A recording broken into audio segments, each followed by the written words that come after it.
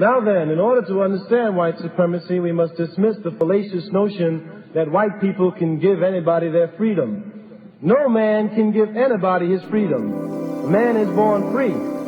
You may enslave a man after he is born free. And that is in fact what this country does. It enslaves black people after they're born. So that the only act that white people can do is to stop denying black people their freedom. That is, they must stop denying freedom. They never give it to anyone. Now we want to take that to its logical extension so that we could understand then what its relevancy would be in terms of new civil rights bills. I maintain that every civil rights bill in this country was passed for white people, not for black people.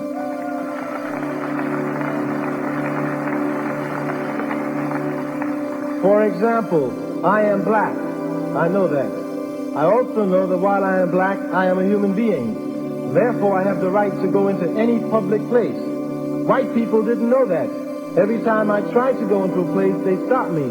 So some boys had to write a bill to tell that white man he's a human being. Don't stop him. That bill was for that white man, not for me. I knew it all the time.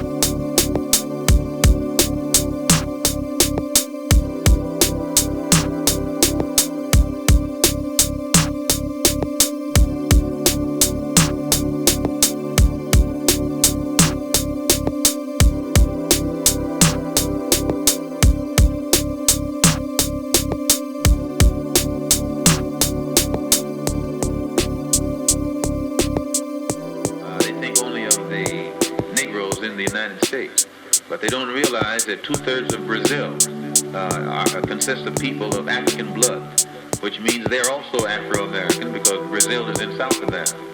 And in all of these, many of these countries in South America and Central America, and even in Canada, they are heavily populated with people whose ancestors came from Africa. So when you total up the number of Afro-Americans, real Afro-Americans, in the Western Hemisphere, there are perhaps 100 million. And if these people ever unite among themselves, not only is it necessary for the Afro-Americans in the United States to be organized, but it's also necessary for the Afro-Americans in the Caribbean, or the Afro-Cubans, the Afro-Brazilians. It's necessary for all of them to be organized. And then once they are organized in each place, we have to organize among ourselves so that the Afro-American in the United States will be working in conjunction in a coordinated program with those who are in Cuba and those in Brazil and those in Venezuela and those throughout the Caribbean and Haiti and in the West Indian Islands. And in this way, we actually get strength. And it's not an accident that there's no organization existing in the Western Hemisphere that's designed toward that end. It would be a direct threat to imperialism as it really exists and to colonialism as it exists in the West.